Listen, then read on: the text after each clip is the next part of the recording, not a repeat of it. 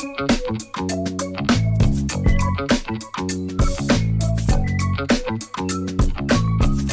everybody, thanks for coming back. If you have come back or if you're joining us for the first time, you're at the Jen and Sean Show. It's a great intro. Isn't it? So, what's the Jen and Sean Show? So we go and do the stuff around Melbourne and sometimes further afield from Melbourne, and we give you our thoughts through a very loose category system. So, in this episode, we went to Hobart, Tasmania for a weekend. And suffice to say, it was a good weekend. It was a good weekend. But, you know, there are some things that could have been done better and some things that, you know, we thought we'd let you know how we went. Let's jump into it, hey? Okay. Cool. So we went down for basically a long weekend, so a Friday through to a Monday.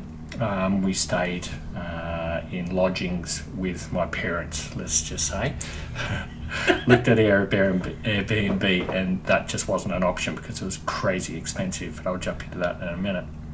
So Hobart, Tasmania is obviously the southernmost state of Australia. It's currently winter, so it's very cold.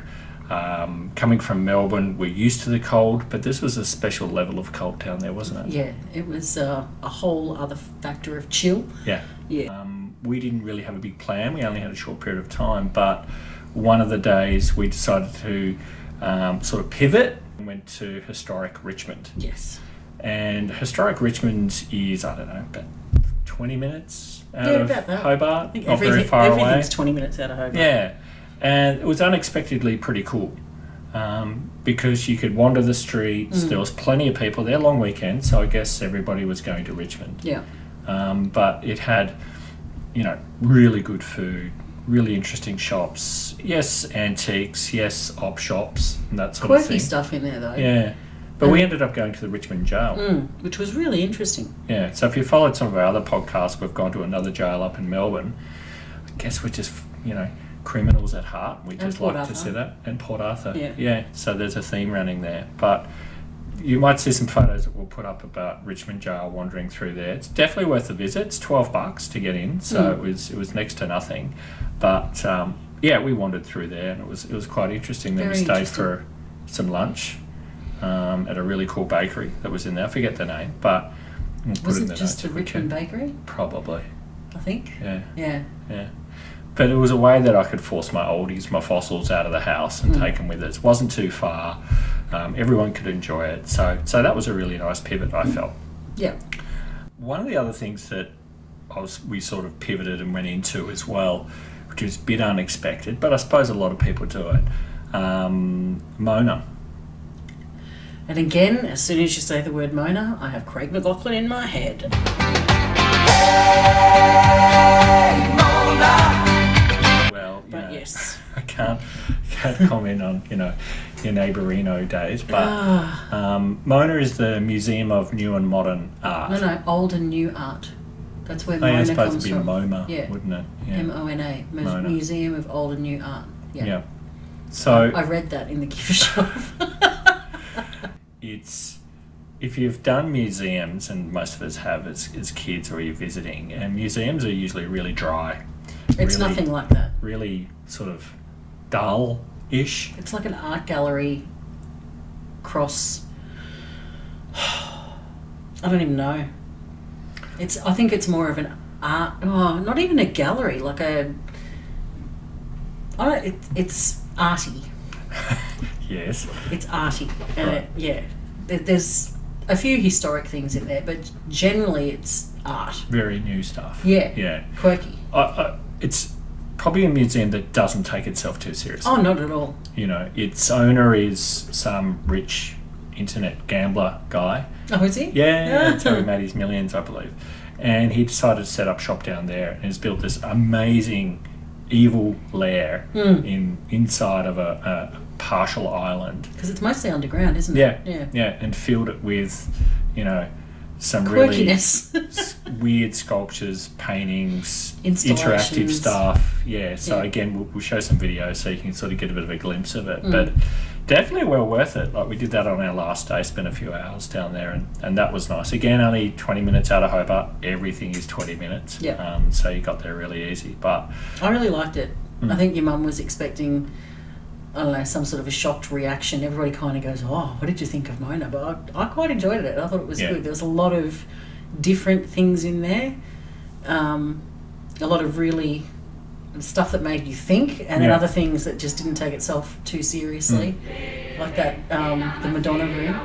That was really cool. Yeah, we've got a bit of a video of that up as well. So what was that? What was going on there? So that was an installation space just in the middle of it. You go into this room, they had some beanbags and chairs on the floor, and there was 30 television screens, and each one had a video of a different person on it, and they were all singing Madonna songs, basically. I don't think there was any specific album or catalogue that they had, but from reading it, I think it went for like an hour and a half. Yeah. And there was no music, so there was no backing tracks or anything. It was all a cappella, and they were all perfectly synced in together, and it was great. Yeah. It was really, really good. I actually could have sat there and watched that for a bit longer. It was it was quite popular actually. People chilling in there in beanbags and checking it out, which was pretty cool.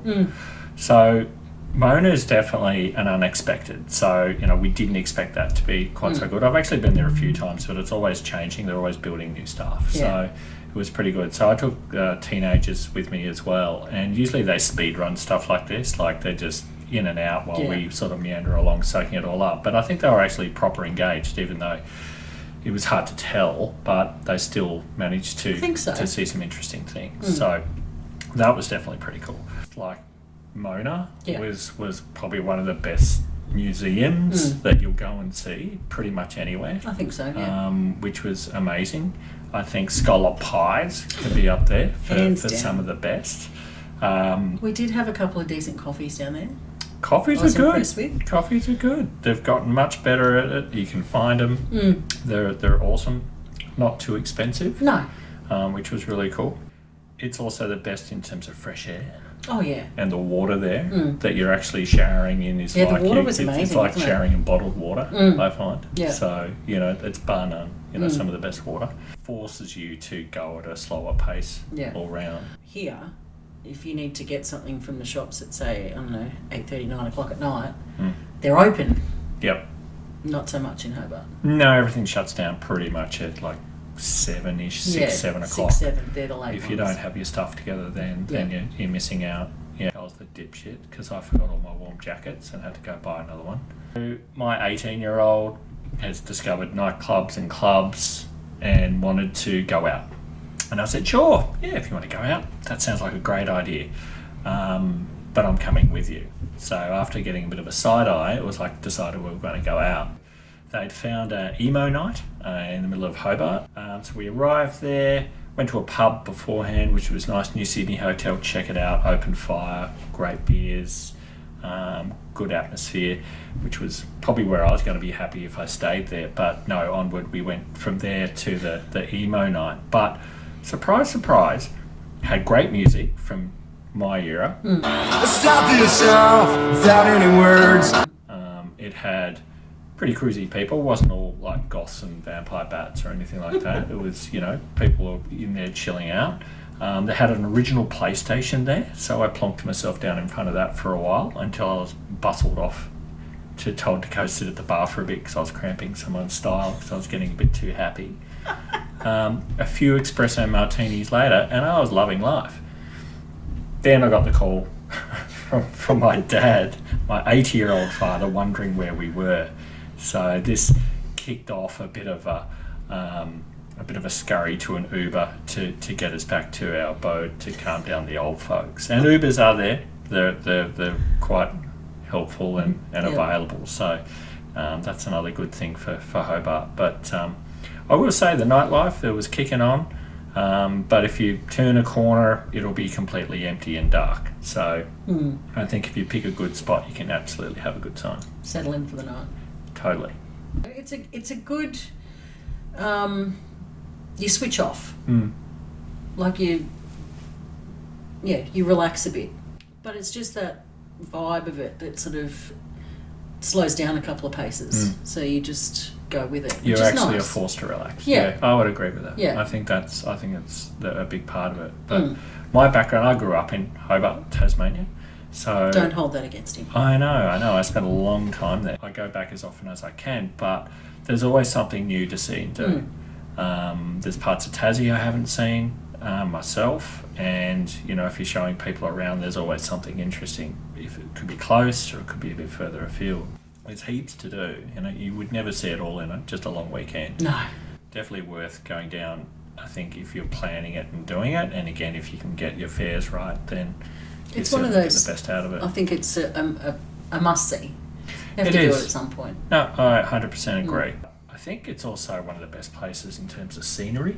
Oh yeah, it's beautiful. It's just drop dead gorgeous. Yeah. Everywhere you go, you know, mountains and you know, weather changing constantly. Yeah. It's you know, it's always going out. It's picture perfect all the time. Vineyards everywhere. Definitely, we didn't take advantage of that. No, you could do a pretty kick-ass wine tour, even just between Hobart and Richmond. There was about half a dozen. Yeah. It's like, That's just giving me thoughts about next time. Yeah. Absolutely. I'd say the fresh air, fresh food. Yeah. We actually hit up a fish and chip shop down at Constitution Dock, which is down where the Sydney to Hobart boats come in at the end of the year. And I mean, seriously, if you're not getting fresh seafood down there, then you're doing something wrong. yeah, But that was amazing though. it was, you know, more than you could finish, more you can eat. Super fresh. Super fresh. Yeah. And it's just delicious. So I think, you know, in terms of best ofs, that's certainly getting right up there as well. Yep, Yeah. definitely.